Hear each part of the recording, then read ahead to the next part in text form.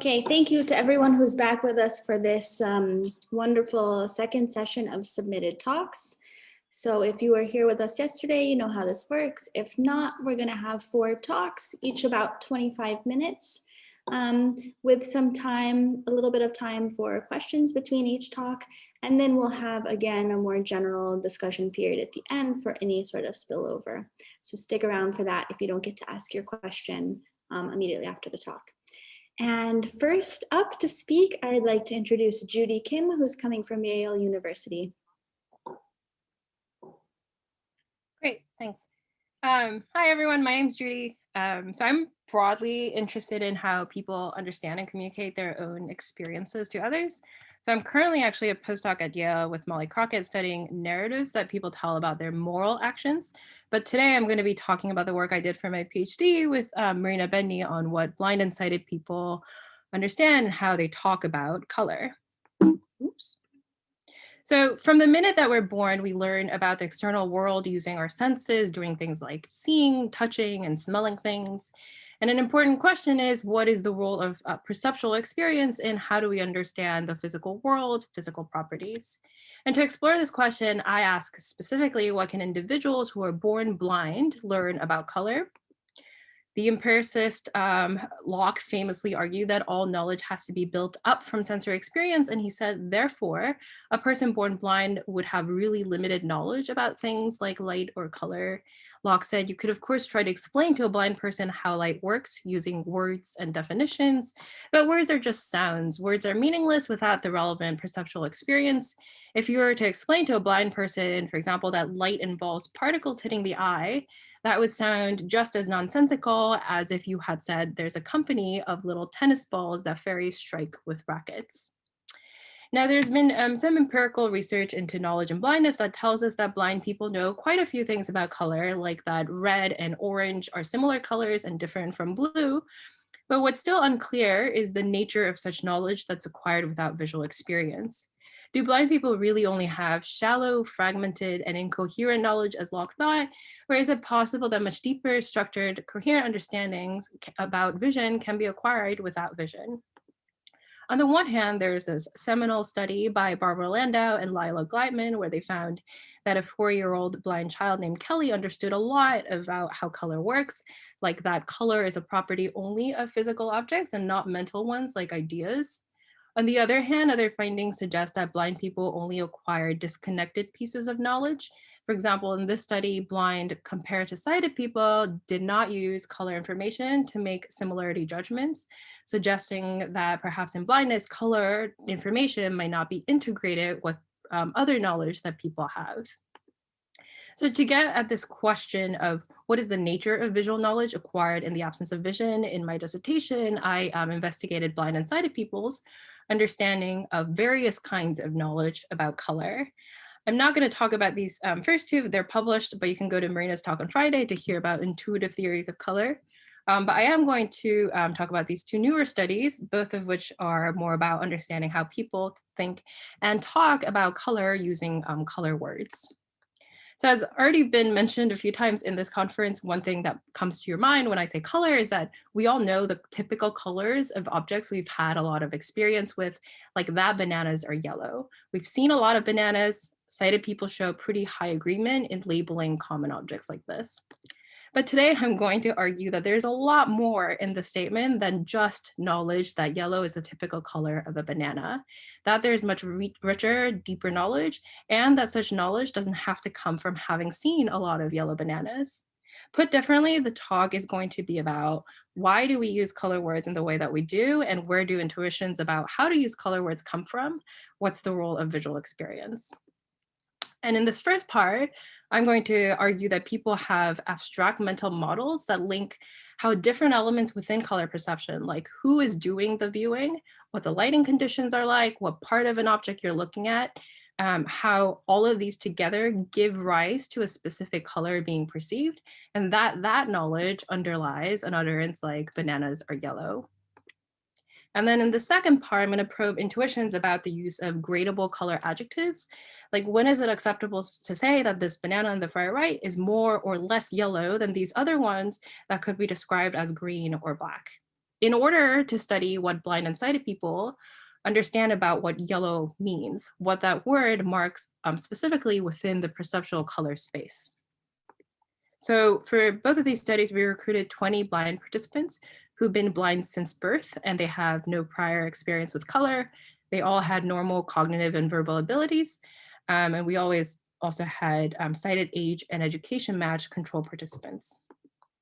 So as I already said, we colloquially commonly say bananas are yellow or that grass is green, as if these are properties that are intrinsic to these objects, as if the one true color of a banana is yellow or for grass green, but that's really not true.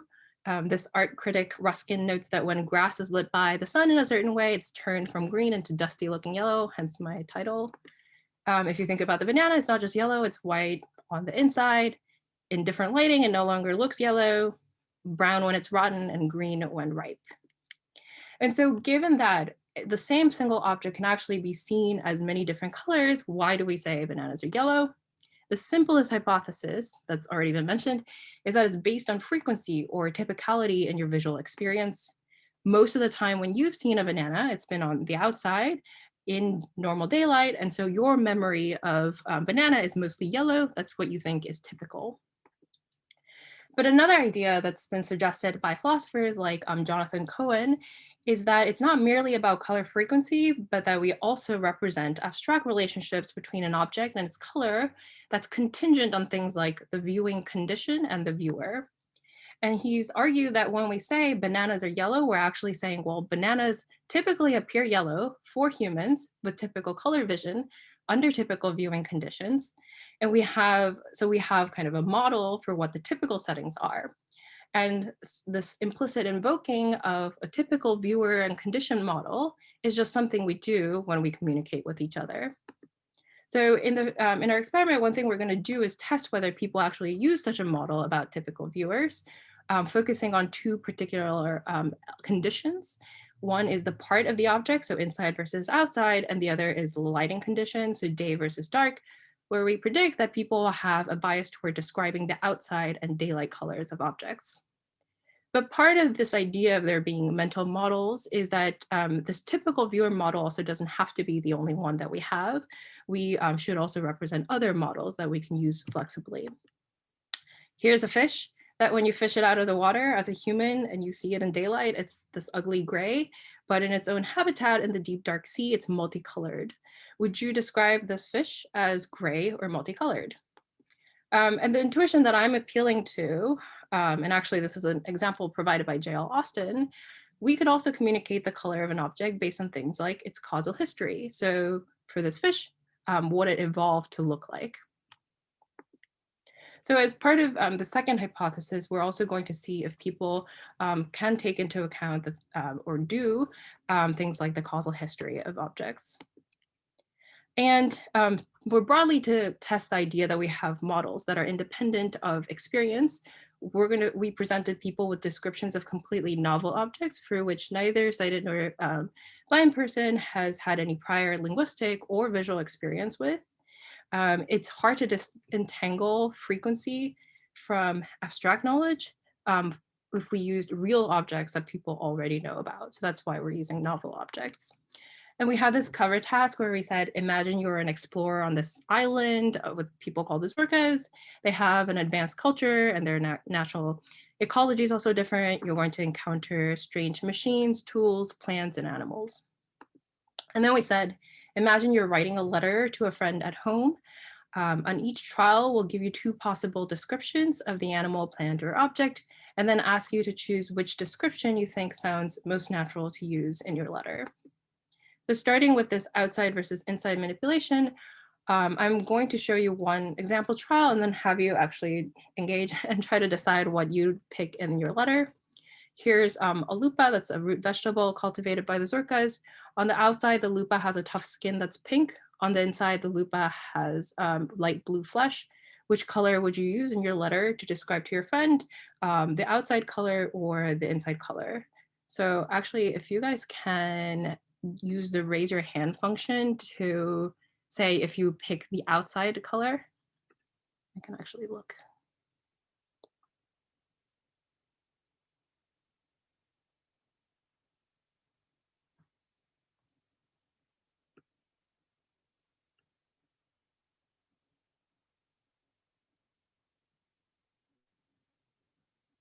Okay, I'm just gonna go on without looking at the results. But I'm going to show you the actual results. So here's how I'm going to show the real data. So these are going to be horizontal stacked bars where from the left is going to be responses for the outside and then the right is the inside, but the outside response is going to be colored green. So again, since these are novel objects and no one has any actual color typicality or frequency knowledge, we might predict that choices will be idiosyncratic or just split 50-50. Some people might say outside, some people say inside, which I think is actually happening in this audience. But this is what the real results we found is that sighted people are much more likely to describe the object, the outside of objects. And the same is true for blind participants. Moving to the second typical condition that we thought people might consider, whether an object is seen during the day or in the dark. So here's a plant whose leaves are fan-shaped. In broad daylight, they look blue, but at night under the starlight, they look purple. So which would you choose? This time I'm going to show the day responses on the left and the dark responses on the right. So the day responses are going to be purple. And as with the inside outside, we see a strong bias for one answer. So this time sighted people have a really strong bias to say that daytime color. And you see the same general pattern in the blind group, although the preference is less than in the sighted group. So coming back to our hypotheses, one conclusion that we can immediately draw is that intuitions about color labeling isn't purely based on knowing the color frequency of objects, but people also make choices based on consideration of things like, is it on the outside or is it seen during daylight? But another question I raised in the beginning is this the only model we have? Do we always follow kind of like as a heuristic or a rule? Do we assume typical viewers? And so for this, in the next manipulation, we're also still asking about day versus dark description, but we're also providing some additional information about the object's causal history. And note that for all the conditions, we actually had a mix of natural versus man-made artifacts, but I'm showing one each here only because causal history means pretty different things for those two categories. So here's an example trial for natural kind. Here's a ferocious nocturnal animal called Jop that sleeps during the day. At night, it hunts and socializes with other Jops. In daylight, its fur looks dark red, and at night, it looks navy blue. Which would you choose? Here's an artifact. A clim is a sign that stores hang outside their doors on nights when they're open all night. And when hung up at night, it glows red, but during the day, when it's not used, it glows blue. So which color would you choose? So again, day responses on the left, dark responses on the right. And for this condition, the bias now is toward the dark time responses. So it completely flips from what I showed you before. And the same is true for blind participants, and there's no group difference here. And so coming back to this, people don't only think about color from the perspective of for sighted people themselves, like most typical viewer of color, but very readily adopt other frameworks. And I would go as far as to say that what people are using here in their labeling are causal models, in that they're considering what conditions cause a particular color to be perceived. In this next study, we're again going to explore what is yellow, like what does it mean to say bananas are yellow, but more in relation to perceptual color similarity. So as Gary kind of mentioned, the color space has this dual continuous and categorical nature.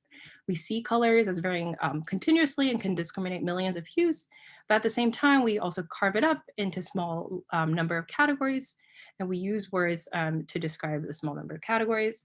And this has several implications about precisely how we think and talk about color similarity. One is that even within one category of blue, there are actually many different blues, and some blues are better blues than others. So you might say that this color number 2, for example, is bluer than this other color number 1. It has more blueness. And blueness is a quality that mostly belongs to the blues. So it's not a quality that you can find in a different category like red. But confusingly, sometimes colors that aren't called blue can actually have some blueness in them. Take the shade of purple that lies at this blue-purple border. Most people would call color number 3 purple, but you could also describe it as being a bit less blue than blue number 2. That's okay. In other words, we don't just know that blue and purple are similar, and then the label called red is different. We know a lot of other subtle things about what those similarity relations are. We know that you can have more or less of blueness within blue. Blueness can exist even when you cross over to a different color category that's not even called blue, like purple, but not when you jump too far away to a category like red. And the question I'm asking is, do you need to see color to understand these kinds of characteristics of color? So as I also mentioned briefly in the intro, we know that blind people have knowledge about which colors are similar to each other. If you give people color words and ask them to rate them by similarity, pairwise similarities, sighted people's judgments will reveal kind of a classic Newtonian color wheel. And then in blind people, most of the similarity relations are in fact preserved, although this knowledge is much more variable across individual people. But what's really not known is whether blind people know what it means for colors to be similar to each other. So in this experiment, we try to get some understanding of that. We elicited judgments about gradable color adjectives, meaning phrases like bluer or more blue or less blue when comparing two colors. So we provided scenarios always where there are two characters who encounter two objects. Here, Sally and Bob see two blue dragonflies. And then one person says something like, I like this one because it's much bluer than the other one.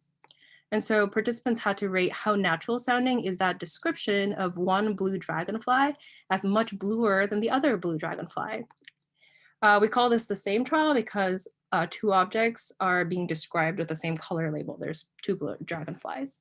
And we reason that if you know that one blue can actually be bluer than the other one, then you might say, yeah, this is like an okay comparison to make, it's natural. In the opposite colors trial, we had a blue bug and a red bug, and the blue bug is referred to as much bluer than the red bug. So here it's not technically incorrect that the blue bug is bluer than the red one, but there's something very awkward about the comparison because the red just isn't blue at all. It's completely redundant. So we expected very low naturalness judgments here. But compare that to when similar colors like blue and purple are compared. This blue flower is much bluer than the purple flower. We figured that naturalness judgments would be somewhere in between that for same and opposite, if you know that similar colors can actually lie on the same continuum such that they might be actually pretty similar and could be compared as being more or less blue than the other one. So here I'm going to show judgments about naturalness on a scale of 1 to 7, starting with sighted people who indeed find that the same color comparison is fairly natural. But for opposite colors, not at all natural, and then a bit more natural in between for the similar comparison. Blind individuals generally make similar judgments. So blind individuals seem to have knowledge that there are different blues. Some are bluer than others. They also know that when there's two different colors, the graded comparison is generally less natural. So the two lighter green bars are lower than the darker green bar. Although, in contrast to sighted people, there wasn't a significant difference between the similar and opposite conditions. And there was a group interaction. But this difference across the groups is something we actually predicted might happen because, as I said before, previous studies have found that blind individuals are more variable in knowledge of precisely which colors are the similar ones. So maybe even if someone knows the general principle about like all these things about blueness, it doesn't come through here because that person doesn't know that purple is the one that's similar to blue and red is not. And so to test this variability idea, we additionally collected similarity judgments from the same people in the manner of Shepard and Cooper. So here people are rating how pairs of color words are similar to each other. And then these have undergone multidimensional scaling. And we replicate results finding that similarity knowledge is more variable in the blind group. And then here on the x-axis, I'm taking for each individual blind person, the difference between their similar versus opposite rating, so how big the difference is in the gradability judgments. And then on the y-axis, I'm taking for that same person, their color similarity judgments relative to the cited groups. And there's indeed a correlation. So this is each dot is one blind participant. So there's two ways to interpret this last result. One is that some blind individuals just have more knowledge about color than others. So those who have more knowledge about color similarity also have more nuanced intuitions about gradability. But the other hypothesis is that everyone knows kind of these broader principles about how color works, but knowing precisely which colors is kind of an arbitrary thing. And so people don't always remember exactly what those values are. And I can't tell you what the answer is, how to adjudicate between those two possibilities, but I think the latter is more consistent with all this other evidence that we're accumulating across studies, which is that the nature of visual knowledge that's acquired in the absence of vision isn't just fragmented and associative knowledge, it's rich and theory-like, and we think it structures how people think and talk about color. And actually, this work also then reveals that sighted people too have concepts about object color that doesn't just boil down to which colors they have seen frequently, which I think the field has been about mostly. It also means that visual experience isn't necessary for the acquisition of knowledge like this, although there were subtle group differences in my data that you noticed that I'd be happy to talk about. Finally, this of course raises many, many questions about like, how is all this acquired? How do blind people know this? And precisely what is the role of language, which I don't have clear answers to. I think this is like very tip of the iceberg, and I'm very interested in talking to you about what role language could play. But with that, thank my former advisor, Marina Bedney, and other people in the lab. Thank you, Judy. So we have some time for questions for Judy. We'll take the first one from Gary. Hi, Gary. Yeah. Okay. Thanks, Judy. I really love this work. It's been very inspirational. So thank you for doing it. So if it weren't for language, blind people would, I think it's safe to say, know nothing about color, right, or light, right? They would certainly know a lot about shape, right, because that information is available through other modalities. But the thing about color, right, is that it is only available through vision. And so that they know anything at all is presumably due to experience with language. And so the question becomes, well, how much language do you think is required, and what in particular, what is it about linguistically conveyed information that is allowing blind people to have the sort of rich knowledge that I think this work demonstrates they have? And I know you don't have none of us have the final answers to this, but I'd love to hear you talk about this. I mean, I guess many answers. I think one is that I would actually disagree that if not for language, they would know nothing, because I think when we talk about acquisition, there are always like two possibilities, which is, well, language is a big thing, and there are many ways blind people could learn about color through language. That's a whole conversation. But then there's also something people raise all the time, which is like analogy through other senses. And I think that's fair to say, like, there are certain things that you can learn about color based on what you learn about shape and texture, including like the outside inside thing. I didn't show texture data, but we had a control condition where we looked at the inside outside bias for texture.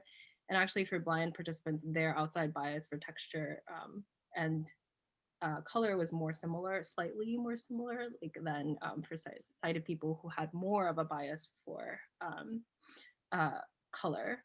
And then the question of like what role of language. So I think there's kinds of knowledge, I think, especially in the first experiment, that comes from people talking to each other. And I think there's a lot of like general knowledge that blind people know from just like how sighted people talk about how they see color.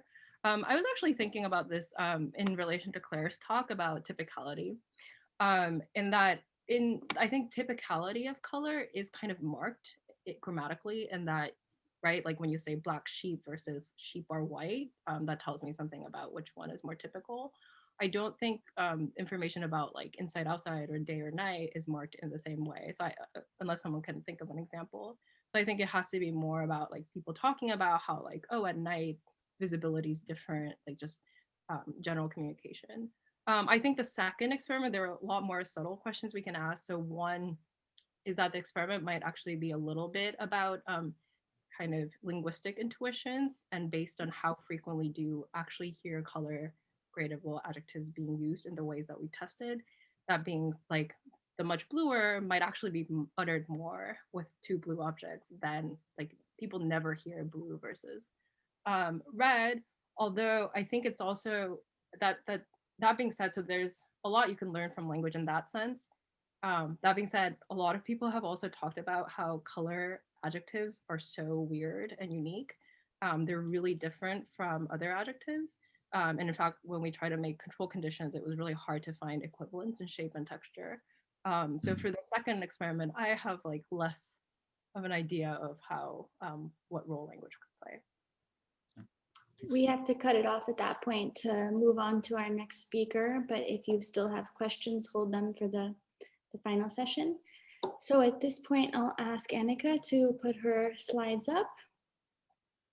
And I'll just introduce her. This is Annika Tjuka, who's coming from the Max Planck Institute for the Science of Human History. Thank you very much, Kim. Yeah, thank you all for being here, and thank you for the organizers for this great conference. I'm really enjoying all the talks and the great presentations. So I'm a linguist working at the Max Planck Institute for the Science of Human History, and today I'm going to talk about one of my ongoing projects, and it's about the meanings of body part terms. Let me just quickly introduce the topic or the notion of colexification. If you're not familiar with it yet, you probably have heard terms like polysemy, ambiguity, or vagueness. So this can be grouped into colexification, and we have that across languages, where we have languages that use the same term for different objects or different concepts. So we have a house and a family that can be referred to with uta in Aymara, or we have wood and tree, which can be referred to with tre in Faroese, and then we have water and river in Maori being vai. And if you check out this reference, you will find why we chose to use this word instead of polysemy. Today we are going to, or I'm going to talk about one specific type of colexification, and this is between body parts and object parts. So here's one example from Burmese where we use head, our body part term head, to refer to the roof of a house. And these are interesting for many different reasons, but one of them is also connected to the salience of body parts. So most studies that we find which look at this data cross-linguistically are focusing on how the body is divided into parts and how it is divided into, specifically the parts are labeled with linguistic units. And some of the features that body parts have seem to be more prominent in the way we categorize or partition the body into labels. And one of the features is round and long, which is or seems to be particularly salient. And then we have functional significance, which is involved in part naming and object categorization, and also visual discontinuities play a role in segmenting the body into parts. As of yet, there hasn't been any systematic study on this colexification I'm interested in. So terms like head for roof hasn't been studied systematically yet, and I would like to, look at it a little bit more closely. There are studies on specific languages. So, for example, Levinson had a great study on Tseltal, which is a language that uses body part terms quite frequently and very systematically. And for example, you use the word nose to refer to other body parts or to other shapes, object shapes that have similar shape to the nose. So this is something that happens in other languages.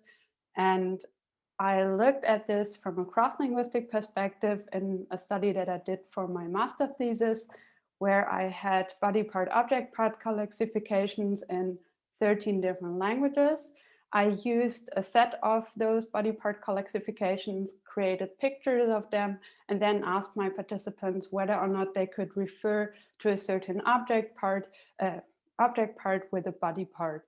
And what you can see here is that certain particular body part colexifications seem to occur more frequently. So leg of the table, leg of the chair, and leg of the bed is present in all languages of my small sample.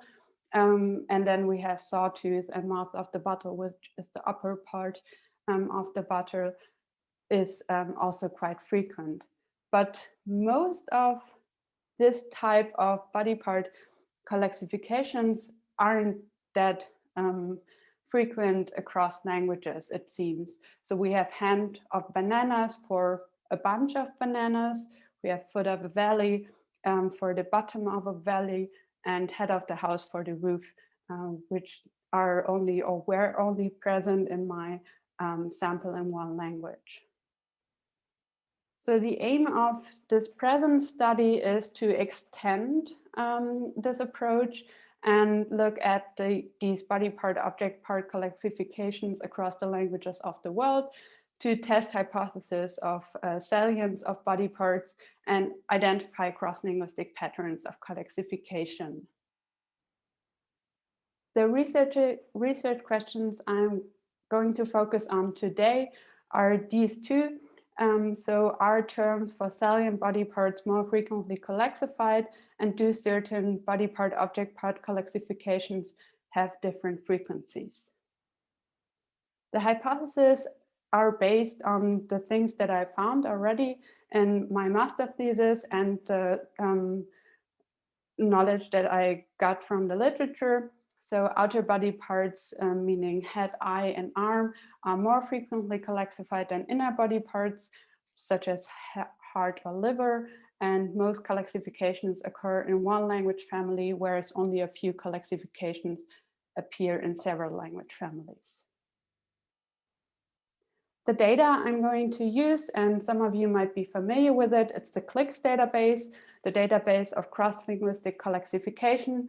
This database includes colexifications of about 3,000 concepts across 3,000 languages. It's really available, and you can use it. Basically, you can download it. And I'm not going to get into any details. If you want to know more about it, just ask me afterwards or in the Slack channel.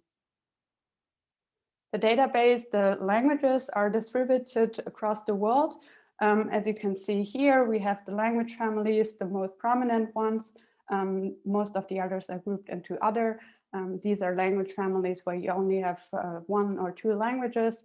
And you can see that the distribution it's good, it's not perfect. We don't have perfect typological data, but still it's a good way to start off. The data is structured in a network, and you can see here that, for example, for the subgraph tooth, we can already see that there are certain objects that colexify with tooth, for example, egg. Here is the node and the edges, so the lines between the concepts indicate how often this concept is colexified. So the thickness of the lines indicate that, for example, seed and grain seem to be colexified more frequently than, for example, tooth and egg. For the present study, I used, adjusted the CLICS data set because the threshold within everything that is on the web page, for example, is with a threshold of 3 language families. I lowered that threshold so that it also includes all the colexifications which are present in only 1 language family. And I only looked at this subset of colexifications of body part and object part. Here are the results. So I used a list of 137 human body parts. I excluded all the animal body parts, so it's just body parts that are referring to our body parts, and 1071 object parts. These include either an object, as in the example of egg, or parts like the tip of an object, for example. They come from different categories, so tools, food, landscape, plants, and so on. And if we then combine or look at the Colexifications, I found that there were 1,719 body part, object part Colexifications, meaning that there is a body part and it's colexified with an object part. These are the frequencies of the body parts. So what we can see here is that there are definitely body parts that are most frequently colexified with body parts. I chose to include only the 10 most frequent.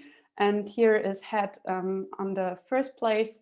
So how you would read it is that the head is colexified with 56 objects or object parts, then arm, then tooth. Tooth could also be grouped as an inner body part, but because it is visually accessible, we smile, we talk, and you see the tooth, I grouped it as an inner body part. But one exception is the bone, where we have a lot of colexifications with objects, although it's an inner body part. This is the example of the subgraph of head in the CLIX database. We see here not all the colexifications because this would be a bit too much, but still we have the subset of some of the colexifications, and we see that first of all, not only object parts are colexified with head, but if we look at here, it's egg, for example, so the shape of the head seems to give rise to this colexification, or also the spatial alignment. So the tip of an object can be the head or the top or the roof, which are the upper parts of objects.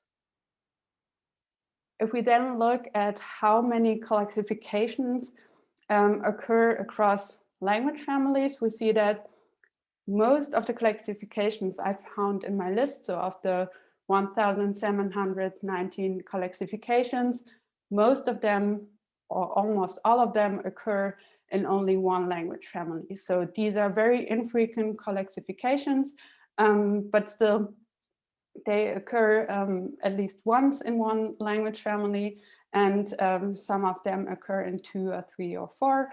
And what we are next going to look at is the right-hand tail of this graph with the most frequently colexified object or and body parts. So we have here a list of the 10 most frequent body part object part colexifications.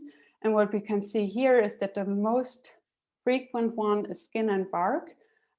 This is represented, or this is commonly colexified in 49 language families, whereas then it drops down quite rapidly. So I would have expected a smoother drop, basically, of the number of language families, but then it rapidly drops into 17 language families for egg and testicles.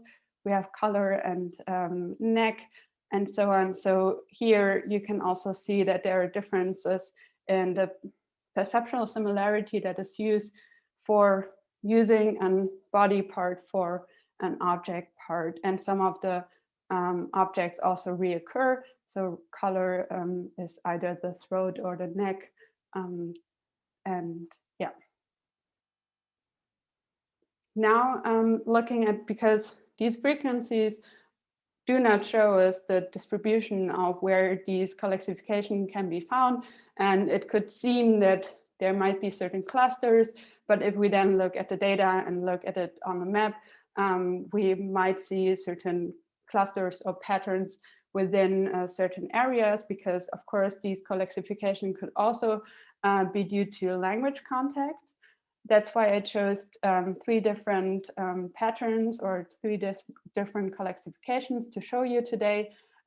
So skin and bark is the most frequent one, and I have plotted the language families or the languages that use this colexification on this map, and we see certain clusters. So in Africa, we have a small cluster. We have here in Papua New Guinea a small cluster, and also across Southeast America, but South America, sorry. So yeah, we see that it is distributed across the globe, which is interesting in itself. We have other patterns like head and roof, which are not that frequent, but still they occur across the globe, across language families. So these are 5 different language families that have this head roof colexification that indicate that it was independently evolved in those languages. And then we have also areal patterns of, for example, nose and root, the colexification, which is only present in 3 language families in one small area. So this is a typical case for language contact, where the language family does not necessarily play a big role, but the languages are so closely together that we find this colexification in this area. Coming now to the conclusion and to the hypothesis I first set out to test. So outer body parts are colexified more frequently. There is one exception, at least in the most frequent colexification, which is bone. Interestingly, in the literature, we do not find that many references to skin as a body part, which is basically the case because if we are interested in the segmentation of body parts or the labeling of certain body parts, then skin is a continuous body part that is not that interesting. And certain results also support general assumption about common patterns of polysemy that we find in the literature. And for example, I and C are also very frequent colexifications. Then for the second hypothesis, most colexifications occur in one language family, whereas only a few colexifications appear in several language families. This was also the case. So as we have seen in this graph, it was that most body part object part colexifications are specific to a particular language family, and thus maybe based on genealogical relationships between languages. So this could be due to semantic change as well.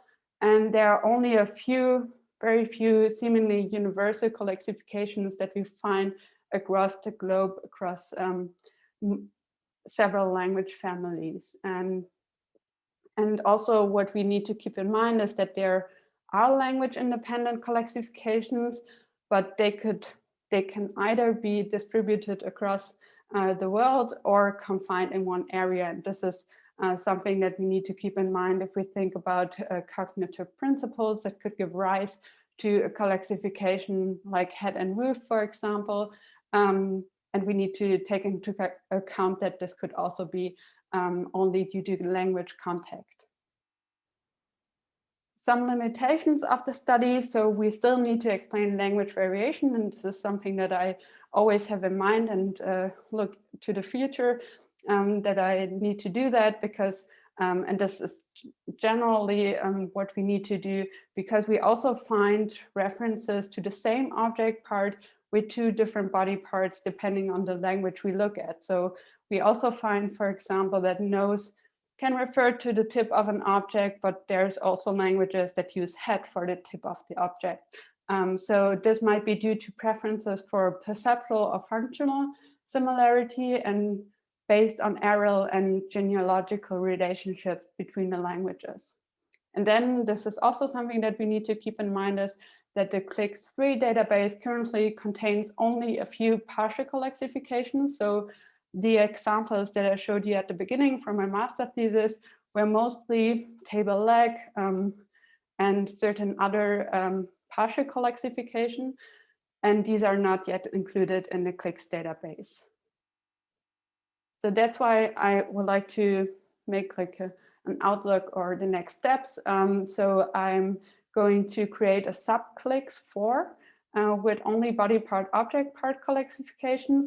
The team of CLICS database curators is currently on the go and will include more data sets, refinement, and the Gladolog 4.4 into the CLICS database. So as I said, we are releasing these databases regularly. So this will be an update and hopefully more, more data, more things that we can look out for. And then I would like to extract clusters from the sub-CLICS 4 and possibly extend the data with partial Colexifications. Matas List is currently working on that, and he's going to create this CLIPS database, which then could be integrated into my study as well. With that, I thank you very much, and I'm looking forward to your questions. Thank you, Annika. So we have some time for questions. If you have one, register yourself in the chat.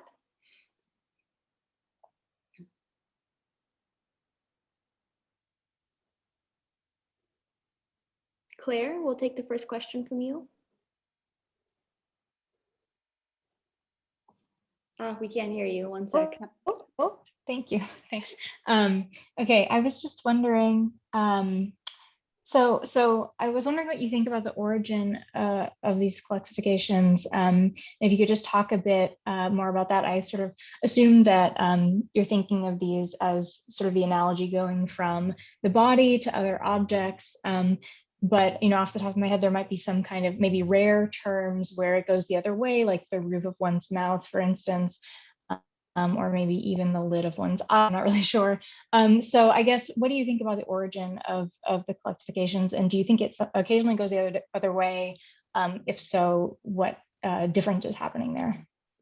So definitely there are examples of being it the other way around. So we have belly button, for example, where you use the object button and then use it for a body part term.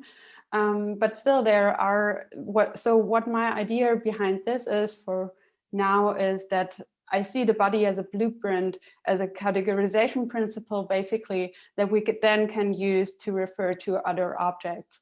As I've shown you, the study by Levinson uses this, or this language use body part terms very, very frequently and regularly.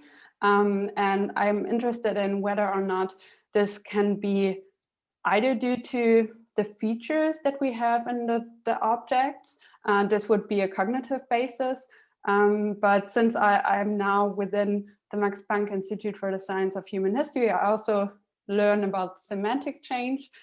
So how these meanings do evolve is sometimes also based on polysemy patterns that are across different language families.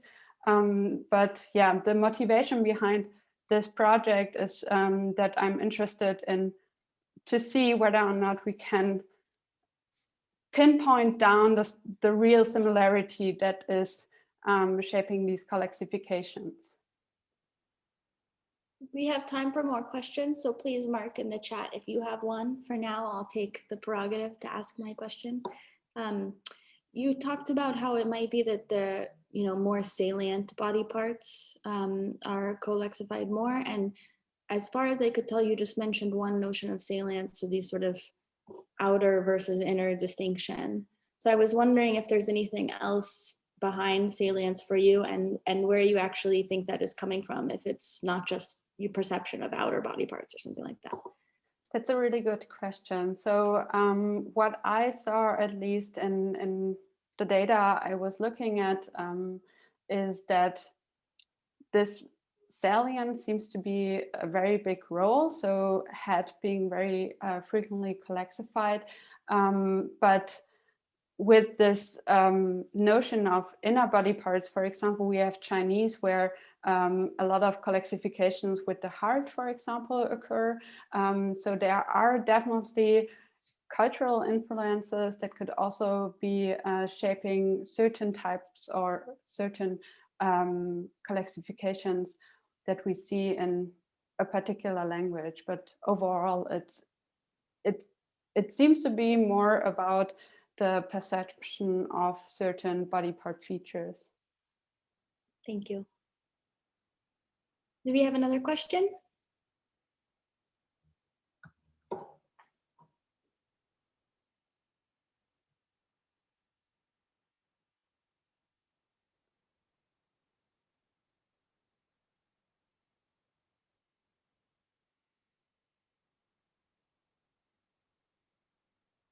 Okay, we're out of time. So if you were about to ask a question, save it for the discussion period at the end.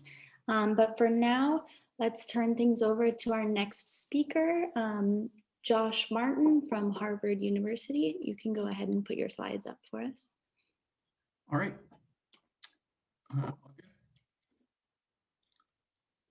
So I'm going to be talking about privativity as a window to lexical conceptual structure.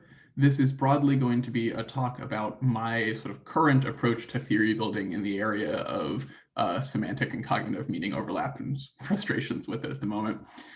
So we can start by thinking about maybe what is the most basic task of a theory of lexical semantics and composition, which is to take the meanings of two words and combine them into the meanings of a phrase. Sometimes this is pretty straightforward. Something like red plus ball gives you a red ball, which is a ball that is red. That's all very nice. But it's not hard to find well-established counterexamples that get a little bit more complicated. So quick cigar means something like a cigar that was smoked quickly rather than it being fast itself. To say that you read Dickens doesn't mean that you sort of figure out whether he's lying at a poker table, most likely, but rather means that you're reading literary work that was authored by Dickens. A stone lion is very rarely going to be an actual lion, but rather a stone object in the image of a lion. Even with our sort of well-behaved intersective adjective red, it's got more idiomatic meanings, like red meat being meat from a red class, irrespective of its current color. A red pen being one that dispenses red ink, again, irrespective of its current color. And even our sort of best sort of well-behaved example at the start, like a red ball, can sometimes, with contextual support, mean something like the ball, whatever color it is, belonging to the red team. And even more complicated, we get famous examples like beautiful dancer that are interpreted ambiguously as either one who dances beautifully or someone who's a dancer and is also beautiful in some kind of physical respect. So the question that we can ask is, what type of reasoning are we using to figure out these kinds of different meaning shifts, to shift from the sort of literal basic interpretation to the ones that are more natural for us? I think we can think about this on a couple different levels. So maybe at the ground level is what we might call semantic or grammatical reasoning, which is given to us sort of by our lexical entries and the compositional operations over them. One level up from that is pragmatic reasoning, which we have this sort of established maxims that allow us to make implicatures over the kind of logical forms that semantic reasoning gives us. And maybe above that is the sort of domain general world knowledge cognitive reasoning that isn't specifically linguistic, but just operates over the things that we know about the world and our concepts. So we can say that these lower two levels are aspects of linguistic reasoning, while these higher two levels are maybe post-compositional reasoning. So we have a layer that's linguistic and compositional, a layer that's linguistic but not compositional, and a layer that's neither linguistic nor compositional, very roughly speaking. To illustrate this, maybe show an example with kind of well-established scopal ambiguity. So in interpreting something like every boy did some homework, we say that maybe our semantic reasoning gives us the two options, surface and inverse scope, for the quantifiers. Our pragmatic reasoning tells us that by some homework, we don't mean all homework, by something like quantity. And maybe our world knowledge reasoning selects the more plausible scope for us, that it's more likely that every boy did some of their own homework rather than there was a single piece of paper of homework that every boy collaborated on and wrote on together. But there are still some things that we're not sure as a sort of collective field what kind of reasoning we want to call this. So domain restriction, like saying that every boy, doesn't mean literally every boy on the planet, but those that are maybe in this class. Semantic minimalist theories would maybe say that this is post-compositional reasoning about speech acts, whereas more context-sensitive, what are probably the kind of standard formal semantic theories now, actually encode this as part of the composition with a context variable that gets some sort of specific value in the assignment function. And so the question that I have is, what stage of reasoning produces the shifts from literal meaning that are involved in these kinds of puzzling predications that we went through at the start?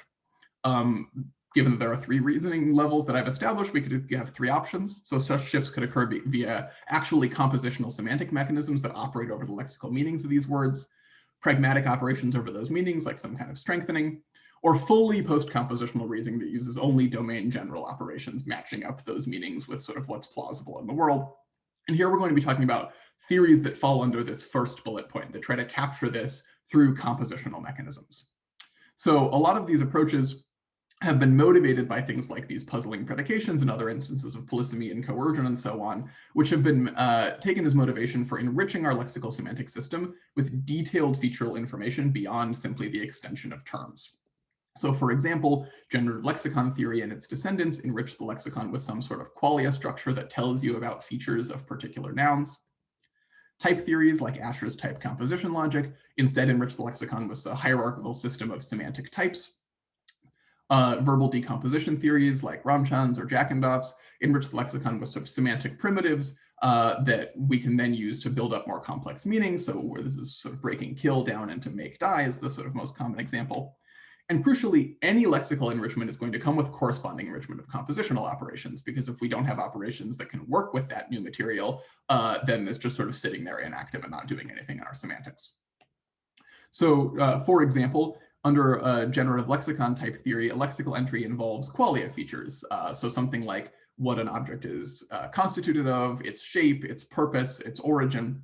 And exactly which ones we happen to include in this theory is sort of a different question from the kind of theory in the first place. You know, should we say that there is this kind of structured qualia representation of nouns? Yes or no? If yes, then which ones do we happen to have? I think it would be sort of an immense coincidence if Aristotle happened to be right. But there have always been arguments for the addition of novel qualia, like Del Panal's arguments for normative social roles. And we could see this going kind of, ad nauseum. Whereas in a type composition logic kind of theory, we have categories of subtypes all the way from this sort of maximally general type, call it E, to more intermediate things like maybe artifacts or events, to the most fine-grained types like plant offspring or even something like the type apple. The existence of these fine-grained types like apple is supposed to be argued for by contrasts like those in 2, where saying those are apples when pointing to pears is false but not infelicitous. Whereas saying those are apples when pointing to a car is in fact just infelicitous. I don't get this contrast, and I'm not sure about the existence of fine-grained types like apple, but the point is that this is what's meant to motivate this sort of detailed subtyping system. Now, qualia-based and type-based theories are obviously different in implementation than the compositional operations that you need to manipulate their entries.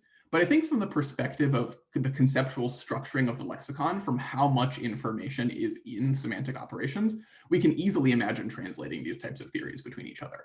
So we might have a type like apple, but we can also imagine that type being defined in terms of certain features of being made of apple stuff, and whatever the function of apples is, probably not that part, or the origin that apples come from. And so if you're going to check whether something is of a certain type in a type composition type theory, you're going to need to check if it has certain features and vice versa. You could, in terms of how much information are we putting into the lexicon, I think we can argue that these theories could be translational equivalents. They're not going to be in practice the way the specific authors write them up, but in the sort of framework that they might be.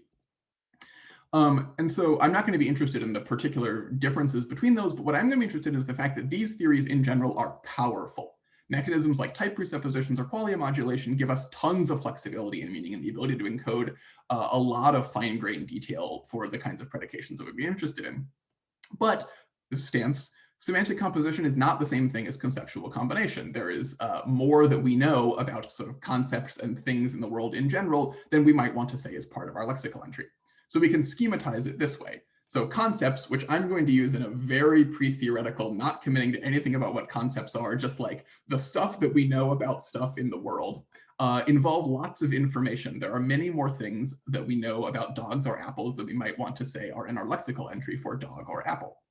And so we can imagine this getting filtered down to the semantically relevant information, the parts of it that we might actually use in composition. And then that type of information ends up needing a specific structure to give us actual lexical entries, which can be manipulated by compositional operations, which work with specific structures. This question of how exactly the semantically relevant information is structured is, I think, a question about the differences between these types of enrichment theories, which is not something that I'm going to care about here. What we're going to care about is this process, where the question is, what bits of information are relevant for semantics as a subset of the stuff that's relevant for thinking in general? I've written this as a sort of linear unidirectional process, which I know if on face looks like it's maybe the opposite of what Gary was talking about earlier, that our language informs the way that our concepts are built. This is not a claim about learning or the development of concepts or lexical entries. I'm just talking about like the hierarchical structure of sort of subset relationships between these things. This is purely a sort of synchronic, not developmental story that I'm sketching on this slide. So the reason why I think this is relevant is that we get into questions of explanatory trade-offs as soon as we start adding additional features. So as the number of lexical features in our theory goes up, so does our empirical coverage. We can talk about lots more problems in coercion and polysemy, the more detail that we're allowed to talk about. But I think our parsimony goes down. The complexity of the system that we're building, of course, is higher than increasing number of primitives that we use. And also, I think our claims to the cognitive reality of that system goes down as parsimony does. Of course, we do have this information in our minds. The point is the reality of the semantic system that we're building specifically. So I think the question that we want to ask is, what constitutes evidence for including a conceptual feature in a lexical entry? All of these types of theories have argued that we need more than extension, but the question is, what should we feel licensed to include in our lexical entries? Asher acknowledges this and says that positing a type distinction requires linguistic evidence, and offers as a minimal condition that there must be linguistic constructions that accept expressions of one type but not the other. This is probably true, but I think it's a very minimal condition. If I can swap one word out for another in a sentence and see that that sentence becomes weird, I don't think that's sufficient justification to say that we need a type distinction between those words, or to add a qualia dimension that distinguishes them. So we might want something a little bit stricter than this, or our semantics is going to start ballooning rather rapidly. So here are the background assumptions that for the proposal that I'm going to make. So on the sort of T model of grammar, sorry to Uli, syntax has an interface with the logical component. So we have the syntactic generator or stems that then goes to logical form and processes things semantically. Taking this further, I think we might want to say that pragmatic and domain general reasoning don't interface with the syntactic derivation. So logical form pushes to something like post-compositional reasoning, and crucially, our post-compositional reasoning, our sort of general world knowledge stuff, shouldn't care about the nitty-gritty details of syntactic derivation. Obviously, we can reason about the way that someone chose to structure something, but the point is that the like configurational relationship between a modifier and a head, for example, if that's what matters, then we might not want to say that the thing that's happening is post-compositional. The other background assumption that I'll have is that languages should draw from the same set of semantic primitives to build their lexical entries. I think this follows from the fact that these filtering and structuring things from the graph earlier aren't language specific because they're operations over conceptual structures, not over linguistic items. And if we're allowing different semantic primitives for every individual language, well, I mean, linguistics gets very hard and I don't want to do it anymore. But that's a sort of very aesthetic argument, but I think that this is where we have to start. So here's the proposal. I think a possible metric that we could use for this filtering operation is to say that a conceptual feature may be a semantic feature, i.e. it's present in lexical entries and it's compositionally active, if the meaning shifts involving it occur cross-linguistically and are sensitive to changes in syntactic structure. I think this is a criterion of necessity, not one of sufficiency. I don't think showing that something interacts with syntax guarantees that we should list it as a qualia in our gendered lexicon theories or something. The claim here is that if we don't find evidence that syntax across languages reflects differences in how that feature plays into semantic composition, I don't think we have very good evidence for saying that it's actually in the compositional part of our reasoning rather than some later level of reasoning. It doesn't demonstrate that it is, but I think in terms of our sort of linking hypotheses, it's hard to find evidence that something should be encoded in composition if it's not being reflected in the sort of specifically linguistic kind of syntactic generator paths. So in the last sort of third of the talk, I'm going to illustrate this by making the secondary claim that I think privative adjectives provide us an ideal testing ground for the application of this kind of metric. So these adjectives like fake and counterfeit and so on combine with a noun and, roughly speaking, deprive it of some feature that it normally has. This has already been used to argue for a kind of generative lexicon style lexical enrichment by Del Penal, and then me sort of just ripping off of him. And because their meaning is primarily subtraction of a feature and not contribution of their own, I think they can help us isolate specific features that we might want to posit as primitives. They sort of end up being like conceptual feature hitmen in a sense. There's a caveat to this, which is that privative adjective, I think, is a theoretically problematic category in the first place. But I'm going to set that aside for now. We can talk about it later. So I think the first prediction that we want to make is typological. So if it's the case that privative adjectives operate by targeting specific lexical features of nouns, and there is a limited set of such lexically represented features for nouns, and that set's cross-linguistically consistent, then we should expect to find the same privative meanings across languages. So we do seem to find adjectives with meanings like fake and counterfeit. So it's this kind of thing, but without its function, or this kind of thing, but without its origin, not made how it's supposed to be. And we don't seem to find adjectives with privative meanings over features like color or shape or weight or duration or cost and so on. This is kind of my challenge to the typological field. I don't know where any of these are. If someone would like to show them to me, that would be awesome. Of course, we do have words to describe these things, but there's an implicit distinction here between things like fake and things like misshapen, which are maybe more sort of morphologically complex and building up more compositionally complicated ideas for describing these kinds of things. I think you could argue that those are different. So this is not really me saying that I have done the typological work for the entire world and found this kind of pattern, but as far as I can tell, this seems to be the case, and it would be nice if it stays that way, and cool if it doesn't.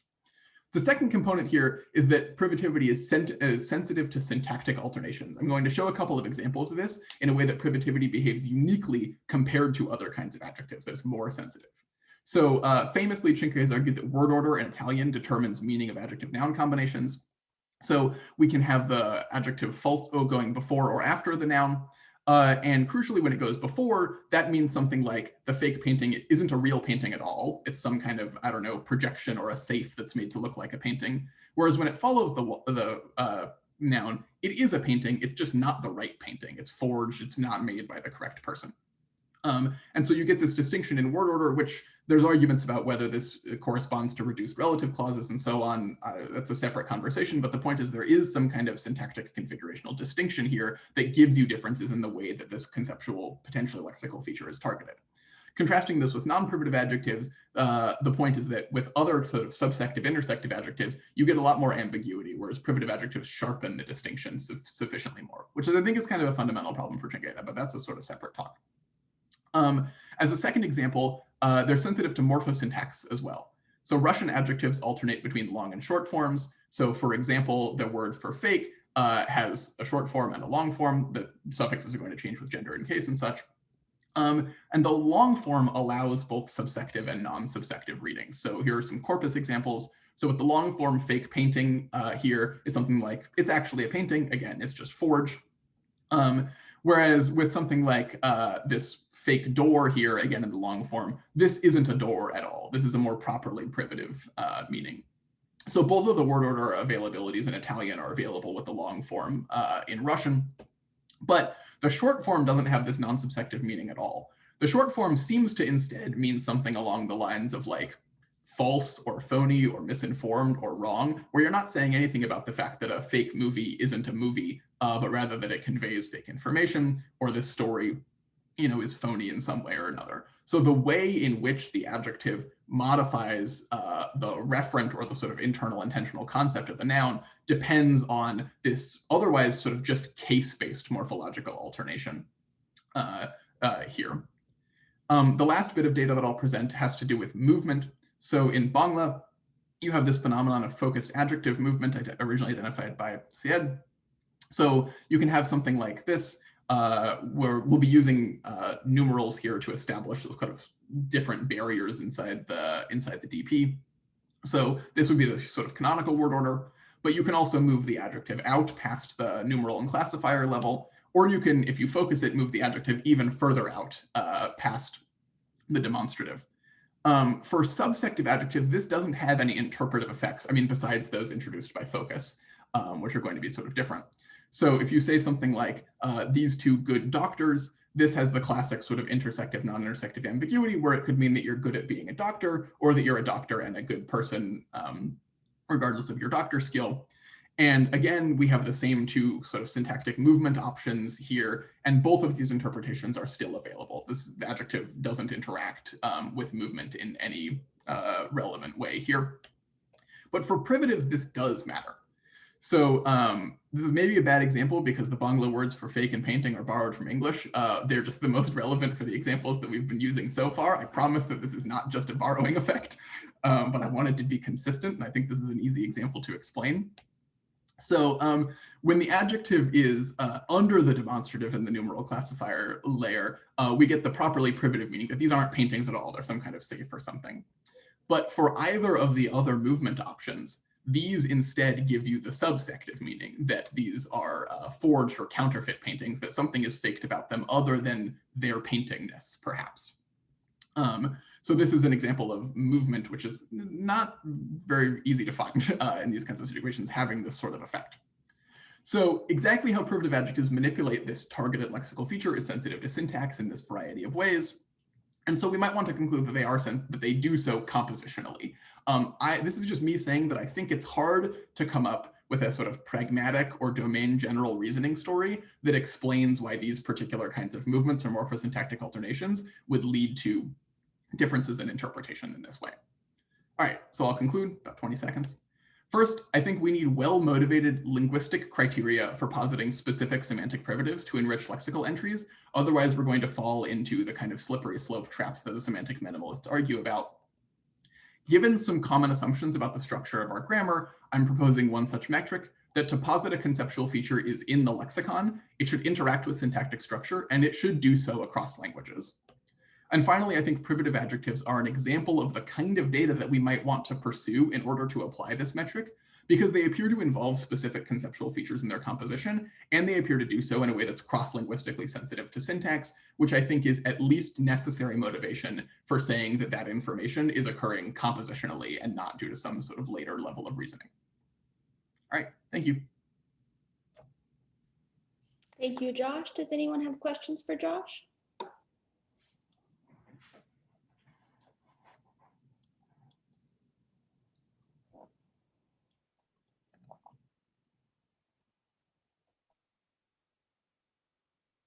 Alexis.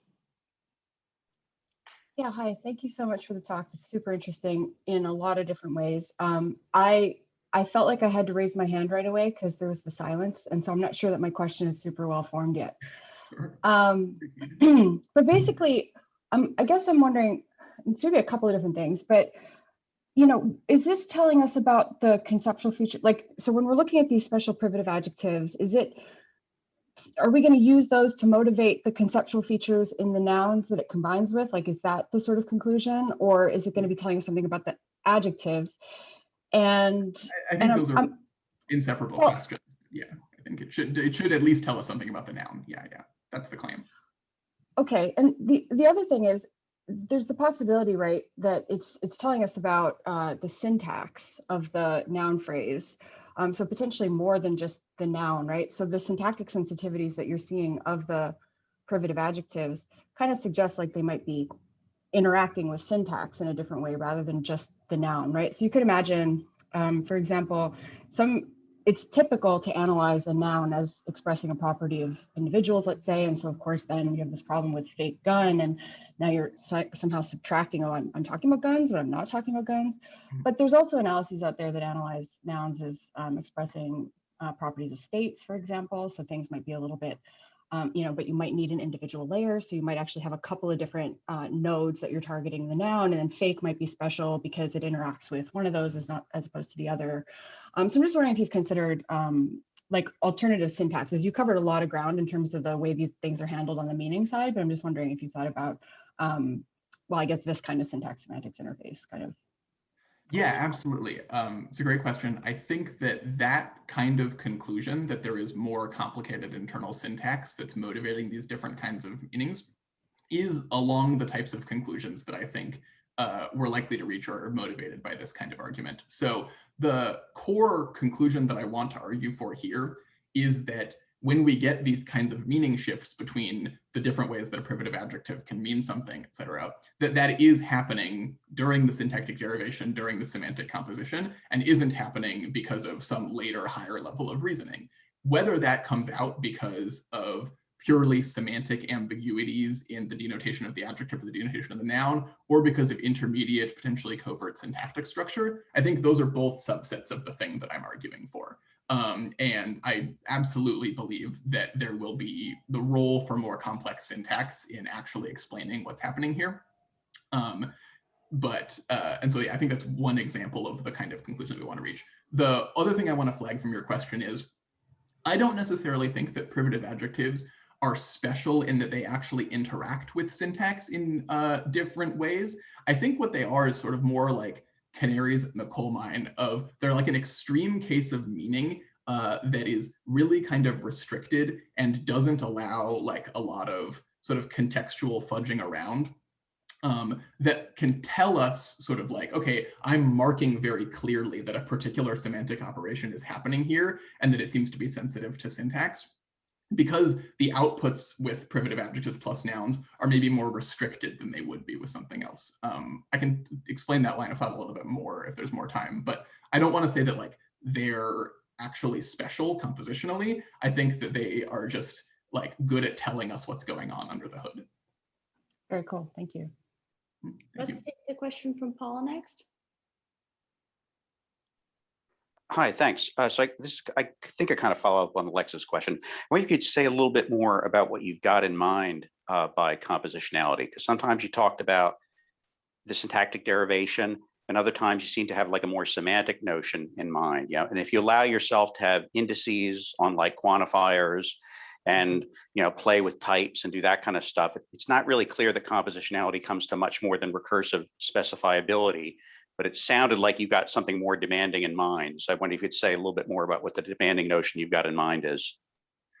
Yeah, so I feel like I hope that I should give you a satisfying answer in about a year when this dissertation is written. Those are the things that keep me up at night.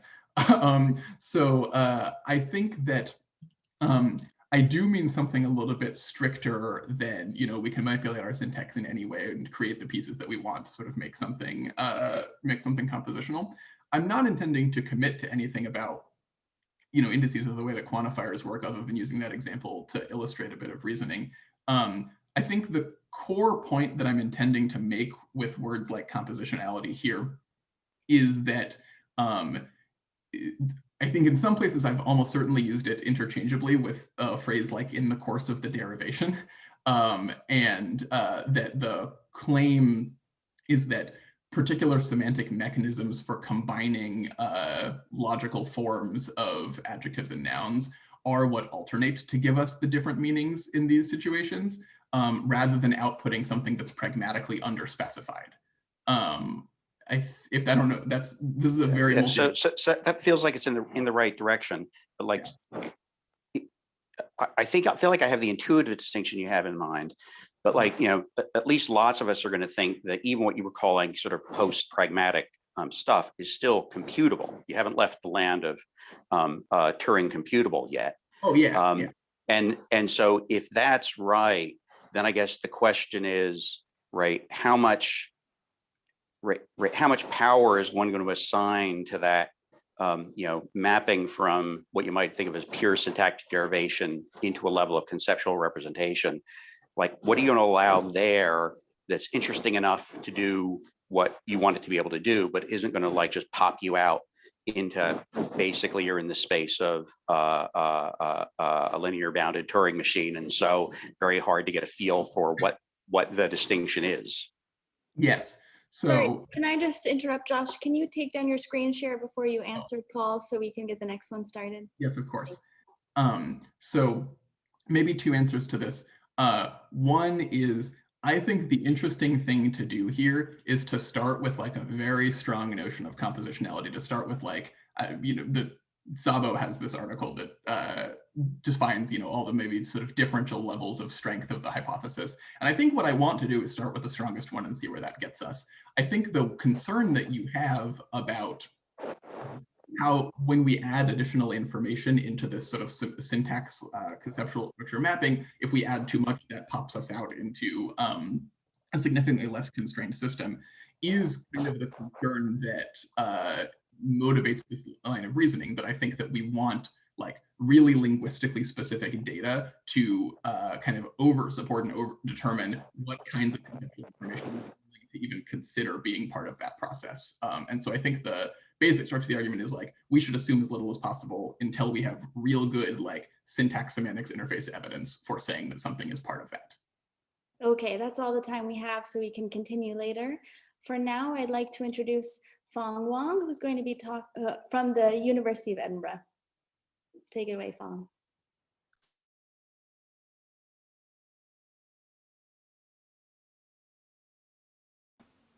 Hello, thank you. I'm Fong. I'm a PhD student at University of Edinburgh, and I'm very pleased to have the chance to talk our work here. Today, I'm going to talk about our project working on the cognitive biases for word order harmony. And cross-category harmony is a typological generalization describing the tendency for consistent head-dependent orders across different phrase types.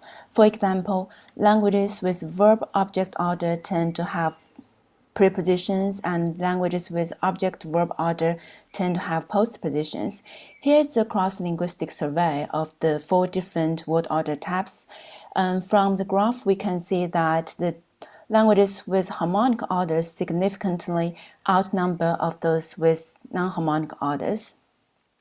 And this phenomenon was first observed by Greenberg in 1963. And since then, a number of accounts has been proposed to explain this word order universal. And the existing explanations for this universal can be grouped into 2 classes. The first is the cognitive explanations, arguing that this word order universal is driven by cognitive factors like a high-level head-dependent parameter, or processing or communication constraint, or a bias for simplicity or consistency. In addition to the cognitive explanations, alternative explanations like diachronic explanations, they argue that this word order universal may be attributed to the diachronic factors, like the commonality of language might be due to the common ancestry, a common ancestral language, and also this word order universal might be a result of the grammaticalization, like the elements across in different phrase types alike. The reason it might be that they are. The reason is that they have the common diachronic source. So the debate is to what extent this universal is driven by our cognitive system. Linking typology to cognition requires more than typological data. This is partly because that the typological sample might be easily biased by the genetic or geographic or cultural relatedness, and also due to the possible confoundings in the samples. The origin of the universal still remains unknown. So to address these questions, artificial language learning experiments have been introduced to build the connection between the typology and the cognition. By conducting these experiments, we could build connection between human learning and language universals. Artificial language learning experiments have to control language input, and so the causal relation between the different factors like the language learning or communication and the language constructors can be independently tested. As we mentioned, the harmony, it has been proposed that harmony is a bias for simplicity. And the simplicity bias is a domain general bias. It states that all things being equal, simplest systems are preferred by learners. And harmony has been proposed as is a domain-specific resource. And there has been results showing that learners prefer harmonic order within the noun phrase, like for the elements, adjectives, numerals, and nouns. Kuberson and colleagues showed that human learners tend to put the numerals and adjectives as same sound of the noun. But so far, the evidence is restricted to the within category word order harmony. So for the cross-category harmony, it still remains unknown. And there has been some research on this topic, but the evidence is not very clear. So here we conducted a set of artificial language learning experiments to test this.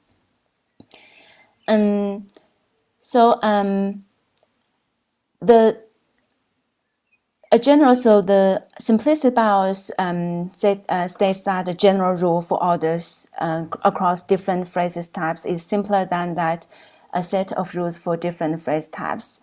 So from the perspective of the simplicity bias, our hypothesis is that if the cross-category harmony is driven by the cognitive bias, then harmonic orders have a learning advantage. So we use the extrapolation paradigm.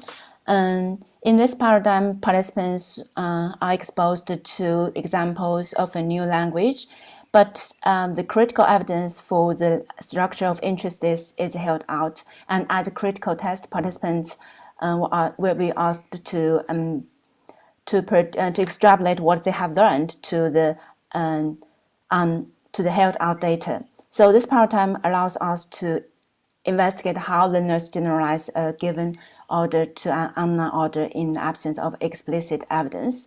So in brief, in our experiment, we train participants on the word order of the verb phrase, but test them on the word order of adpositional phrase. And our prediction is that learners will tend to extrapolate harmonic orders to adpositional phrase. The first experiments runs on 2 different populations in English native speakers and Chinese native speakers. English has harmonic order, it has verb-object order and has prepositions. Chinese has mixed orders. It has verb-object orders but has both prepositions and postpositions. And artificial language comprises 4 inanimate nouns, 4 transitive verbs, and 4 adpositions. Here are some examples of the experimental trials.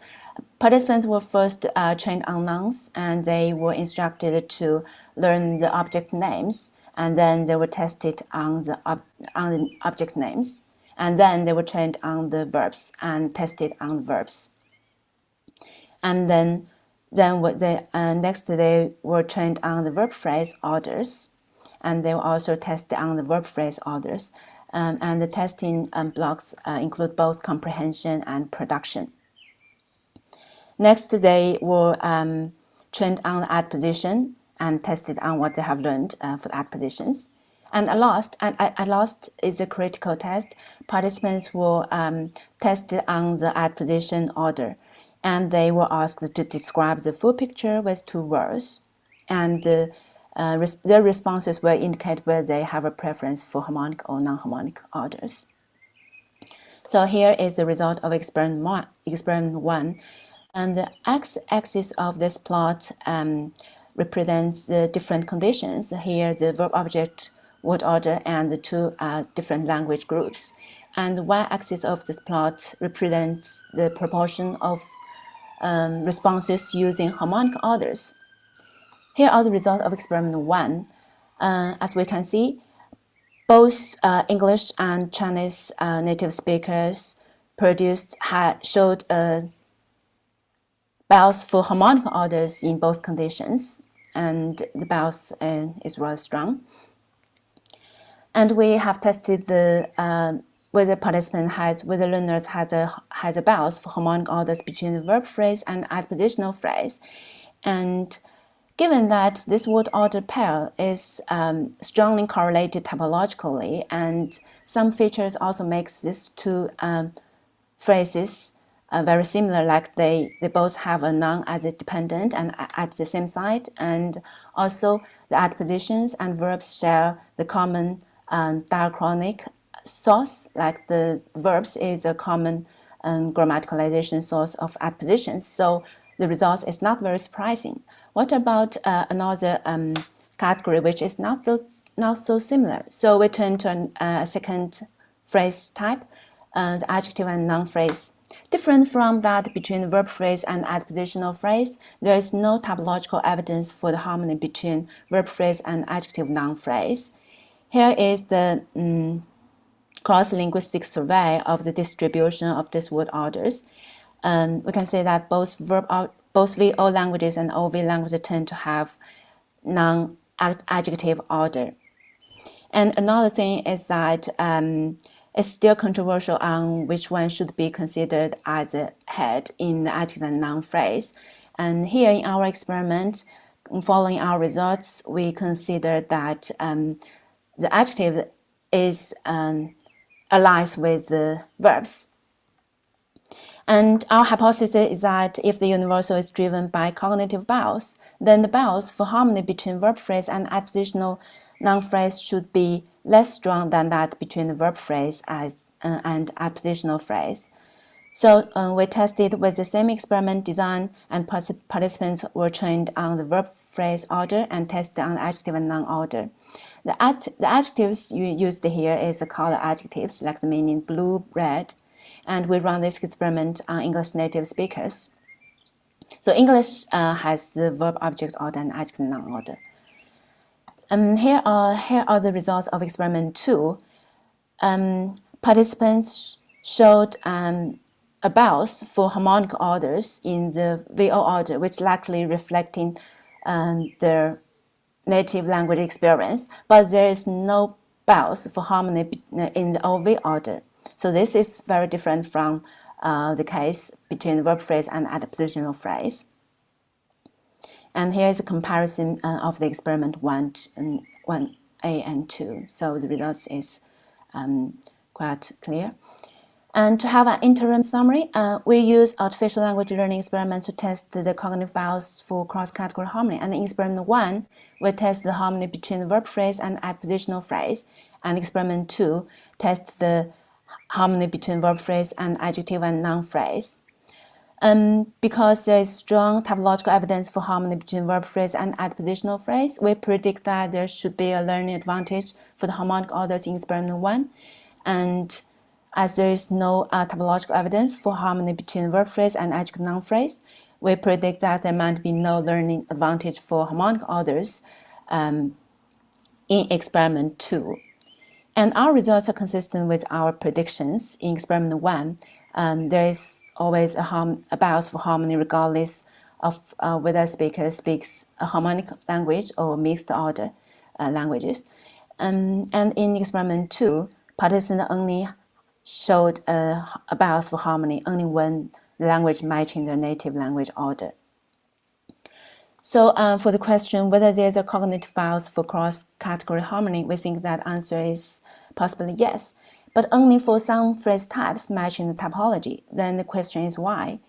We think that this might be due to the cross-category similarity, because the intuition here is that the adpositions is more similar to verbs than to adjectives, as the verbs is a common grammaticalization source of the adpositions.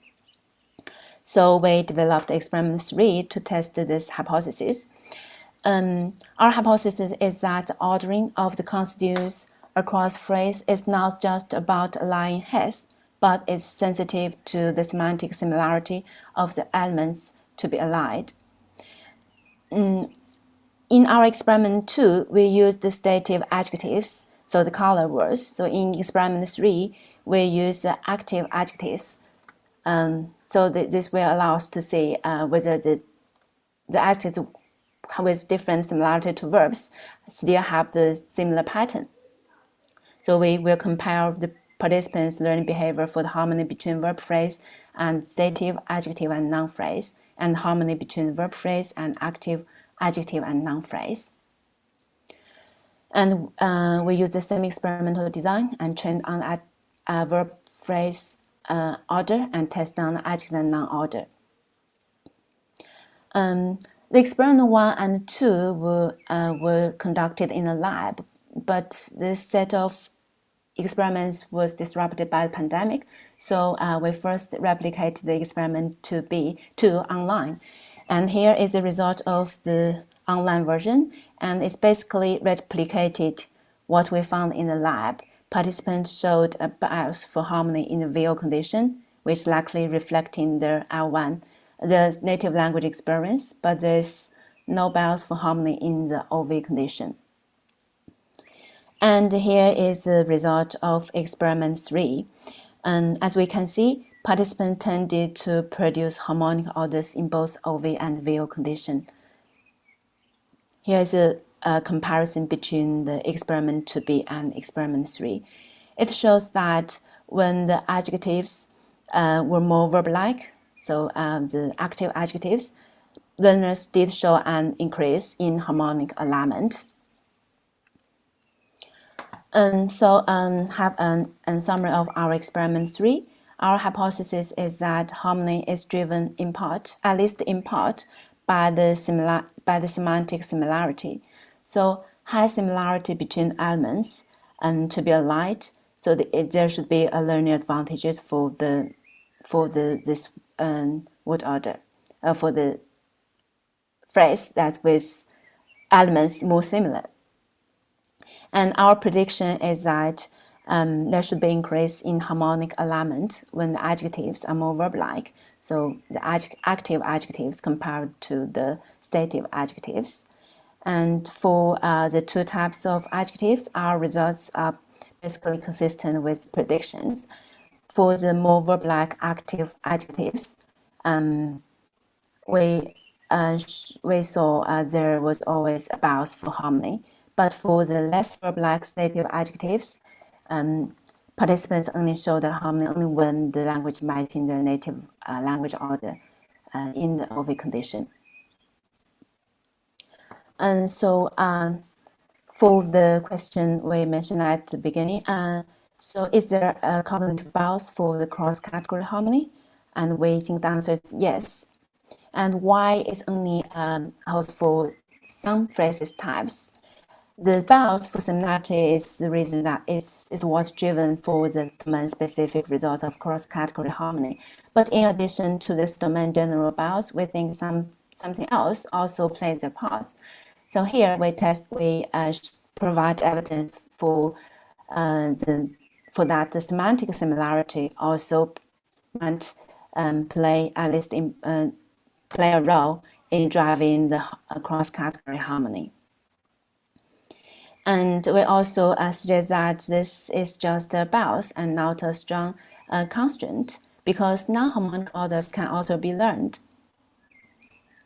And the studies in language evolution has shown that the weak individual level biases can be amplified and become a population level typological tendency through the cultural evolution. So the bias for harmony we found in our experiment 1 could be amplified as a rather strong statistical universal. And for the reason for the question, the cognitive versus the diachronic explanations, we think these two kinds of explanations are not necessarily contradictory, because from the perspective for the diachronic explanations, questions like why certain diachronic processes are more common than others also needs to be answered. And our research showed that the similarity of different categories partly drive whether the language learners extrapolate the same order for the different phrase types. And we think that the notion of the similarity might also give rise to a higher probability of sharing a common diachronic source. And this is possibly where the diachronic explanations and the cognitive explanations meet. So there's no reason the two kinds of explanations not work together. Okay, this is basically about the work I'm going to talk today, and thanks for my supervisors, Jenny and Simon, and also thanks for listening. Looking forward to your comments. Thank you. Thank you, Fong. We have a few moments for questions on Fong's presentation before we open it up to sort of general discussion. Does anybody have a question?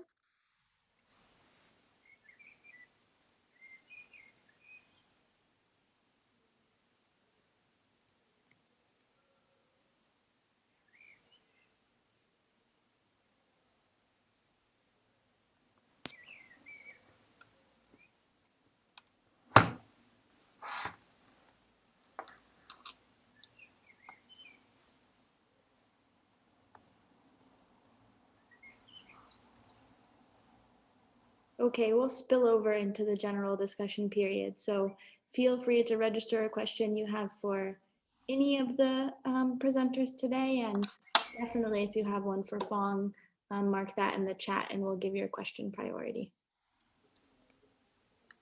Should I stop sharing my screen? Yeah, that would be great. Thank you. Thank you.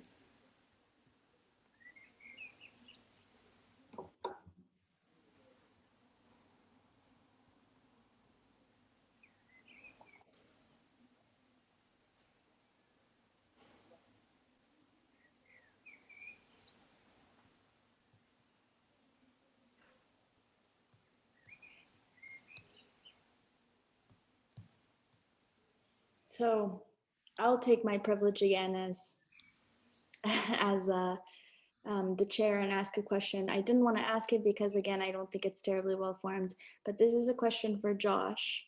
And I know I'm wrong about this, but the perception I had coming out of your talk is that there's a little bit of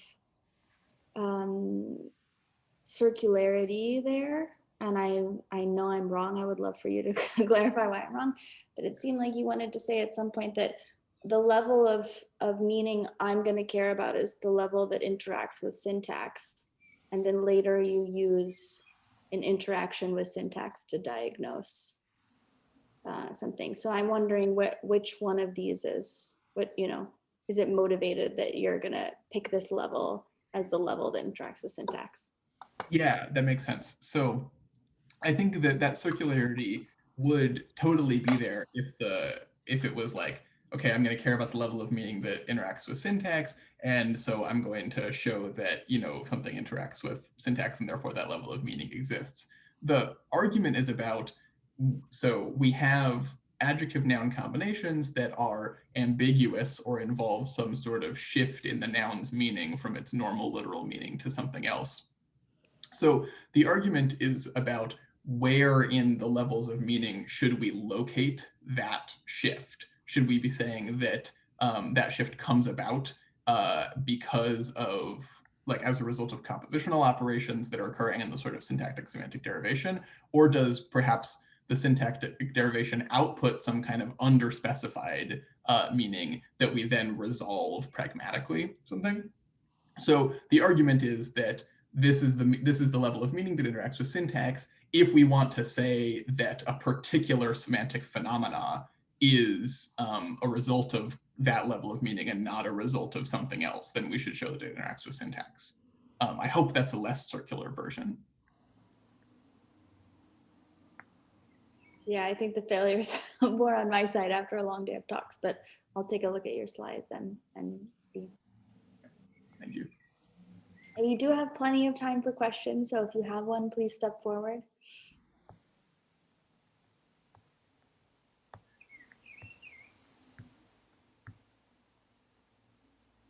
We have one from Claire. Yeah, I have a question mostly for Judy, but I'm interested in whoever has thoughts on this. I guess I was wondering, I found that the results on sort of the sort of inside outside and day and night and so on, in origins, really interesting. So I guess I was wondering, you didn't say this outright, but maybe this is sort of implicit, whether you think that there's some kind of general principle that unites all of these things, that it's something about the sort of how informative it is to people who have maybe like predictable tasks they want to do with these things, right? Like you want to be able to identify the fruit, so what it looks like on the outside is more important, or something like this, or what it looks like when it's being used is more important.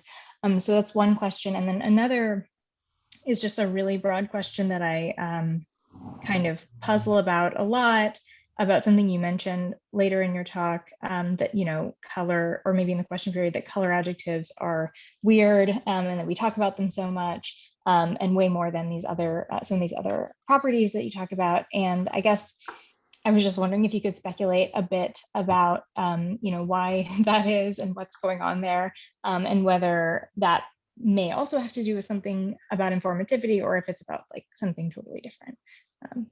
Yeah, kind of broad, but. Thank you for the questions. I might have to ask you to repeat the second one because I totally blanked while I was thinking about the answer to the first one. I think it's a really cool question. I thought you were actually going to go in a different direction when you started giving examples, but the example you gave about like the informativeness of a fruit to describe, I do think we have actually talked about it being just like one giant framework, and one way I've thought about it is that like the uniting thing there is that people are saying what they think the other person would want to hear about, right? So I think, I haven't said it, but I think the project is really about pragmatic reasoning. And I didn't say it, but in the blind group, there's variability. I was looking back at the data. I actually took notes while I was collecting data where people have said while they were doing the task, well, like, what do you mean? Who am I writing the letter to? Is that a sighted person? And then like blind people would do the tasking like, well, I know sighted people want to know about this. And that's how they did it. So I think there are interesting questions. And people who didn't act in the way that sighted people did were kind of like, I like this color. And I know that a sighted person would want to know about like the daytime color, but I'm just gonna go with the color that I like.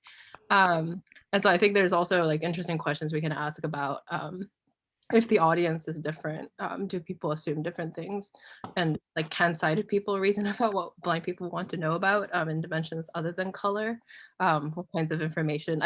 We actually have a little bit of data on like how much does a sighted person know about what kind of texture information that a blind person wants from an object, that kind of thing.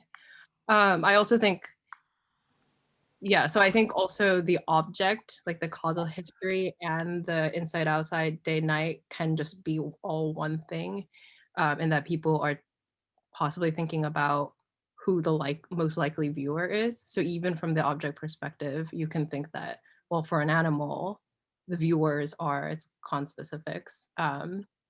And for the artifact, the most likely users are people at night and so on. Sorry, what was your second question? Could you repeat it? Thank you. Just a really broad question about sort of, this point that color adjectives are so strange, that we talk about them a lot. We tend to be maybe over informative about them and so on.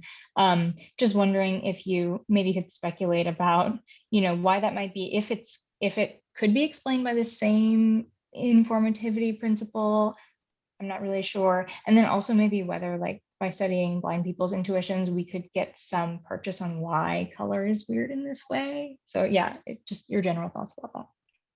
Yeah, I guess I actually don't know exactly what aspect of color adjective you are agreeing is weird. What I was referring to was the fact that, so yeah, I can go into, it's like neither really absolute nor relative. There are a lot of, in other dimensions, there's a lot of like binary distinctions. So like short, tall, or fuzzy versus smooth, but nothing in between. Like it's either or they're like absolute adjectives that are like square versus round. And like square versus round, very weird, right? Where like you can have two squares and one square is not more square than the other, they just are. And it's also really weird to say the square is rounder than the square. Or square is more square than the circle. And yeah, I guess so.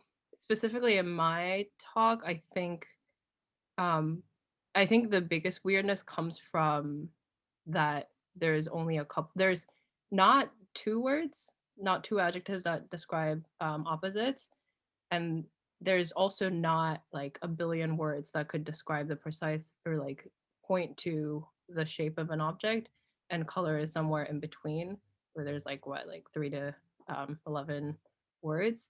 And I think the weirdness comes from that. I'm not really sure like if you have other thoughts. Okay, I'm gonna step in, cut the line, and I have a question for Fong after things have percolated a bit. So you found this really interesting distinction between these two classes of adjectives, and you talked about one class as being more stative and one class as being more inventive, and you also talked about them as being more verb-like and less verb-like, but you can also have, of course, stative verbs. So I wonder what's at stake here. Like if you compared stative versus inventive verbs, would you find these two groups going differently? Is there something too broken that it just likes the verb category more? Or does broken like inventive verbs more? So you mean having a lot of different verb types or as adjective types, or? No, the idea would be if you had a stative verb, would those Stative verb, stative adjectives like to be harmonic with those ones? Yeah, I think that's great. It's a good point. Yeah. So you mean make comparison between the stative verbs and active adjectives, right? Yeah. So what is it about it? Is it really the stativity versus inventivity, or is it Is there something else that's really cutting these two classes of adjectives? Yeah, here we just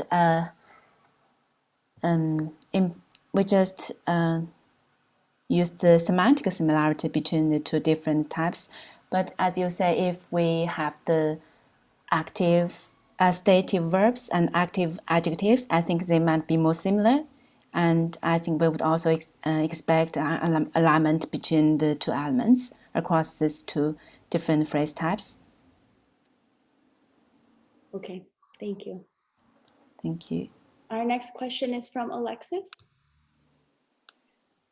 Yeah, hi, thanks. So my question's for Judy as well. I sort of had two, but I'm just gonna focus on one. So as you correctly mentioned, when you ask a question like, is A bluer than B, there's something akin to a presupposition that they're both blue to some extent.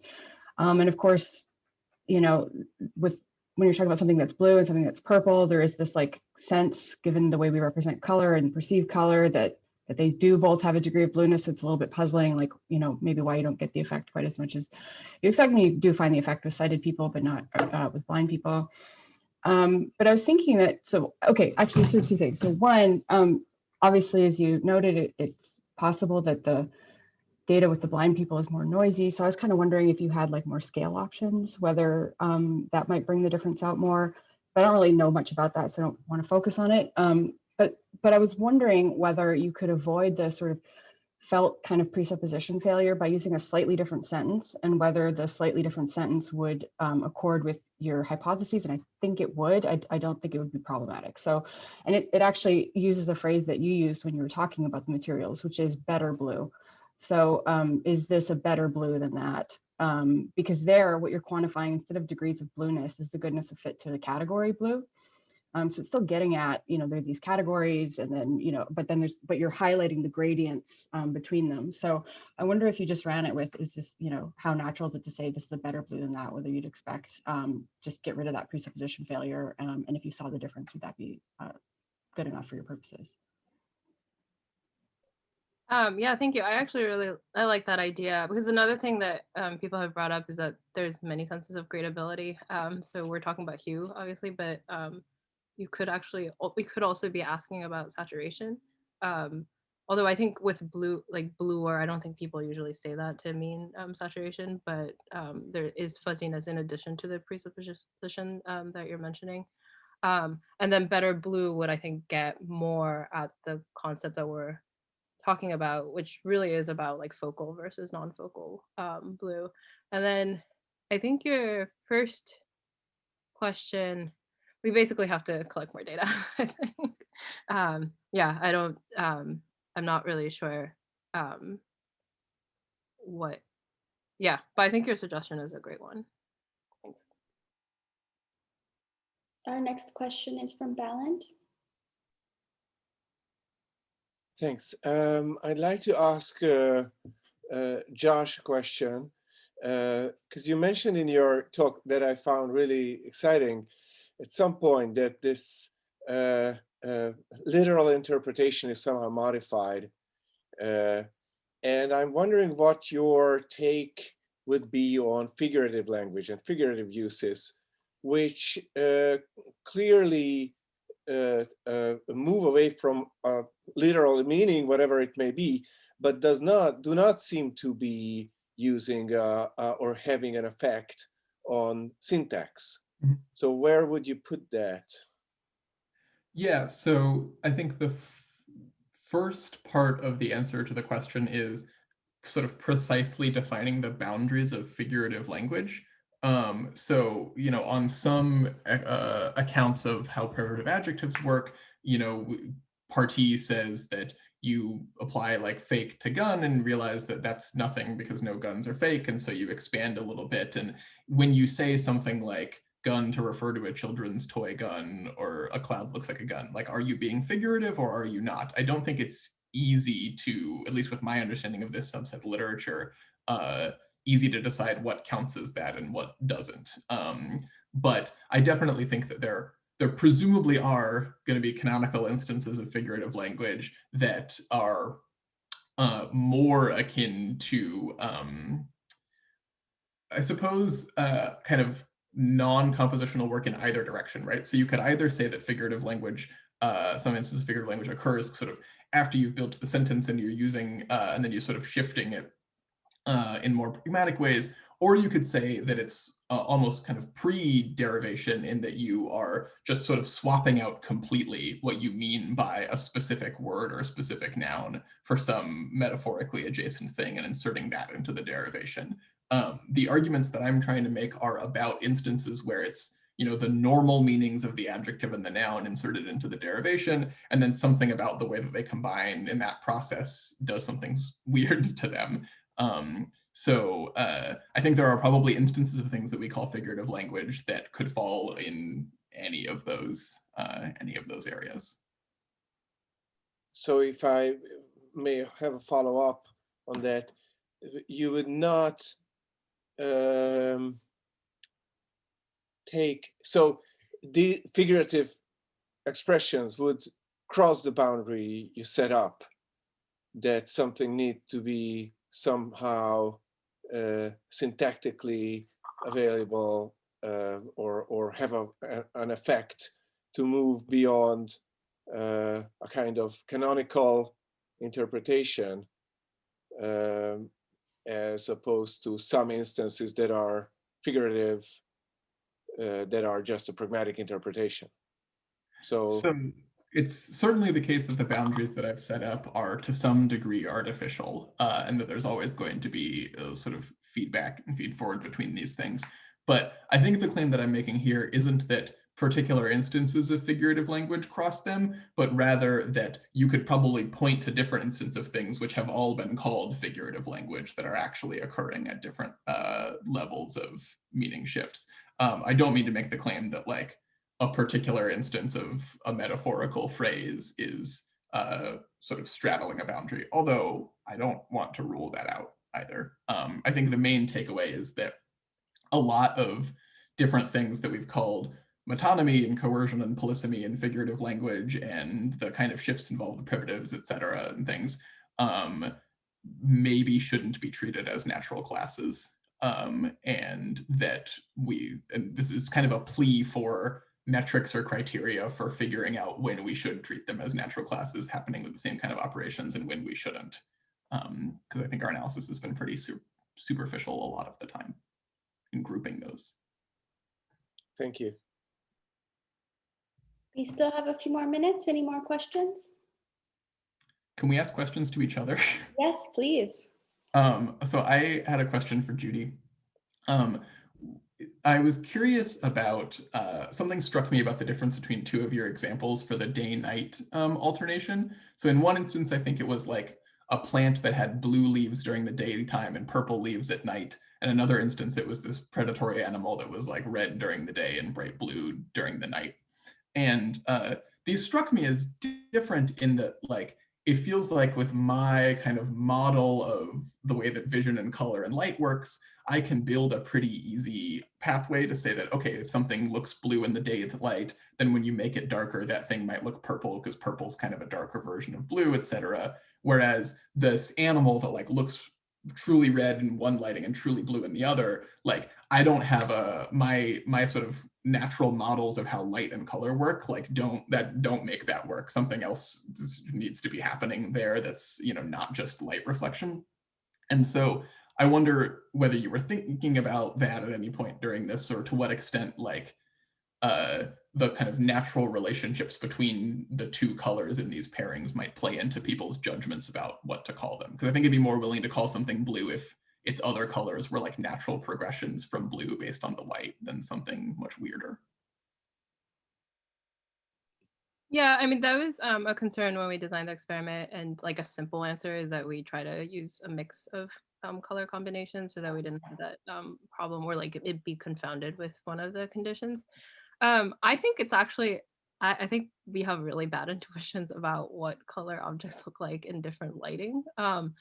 And if you like try to look at, like I actually went around in the dark and try to like find what objects look like. And it's like, I mean, also like lightings fool us. So if you if you look at like exactly what pixel value is, something is in different lighting, I think it's actually possible to have an object that's blue in daylight, but then like turns into dark red at night. And I'm actually, there's also like a set of experiments that I was inspired by looking at sighted people's understanding of how like lighting hitting objects work, and they're just like, they're really bad. So that was my, what my answer is based on. Yeah, I guess the implicit part of that is that my use of language will be guided by the belief that my intuitions are correct, not about any correctness of my intuitions there. Yeah, although I will say, like, anecdotally, none of our participants like that we have had other tasks where people have said like, I don't understand this, like I don't know how to do it, and this one they were just like, I'll just pick one. Yeah, I think it's less of a concern that your results are sort of problematized by it in any way, but more of like another version of what you were talking about the role of causality in these judgments. That was interesting. But yeah, that makes sense. Since I don't see any other questions, we'll end it there. So people can get something else done today other than this conference. And we'll see you all back here tomorrow for the morning, afternoon, evening session, whatever it is for you, the first session of the day.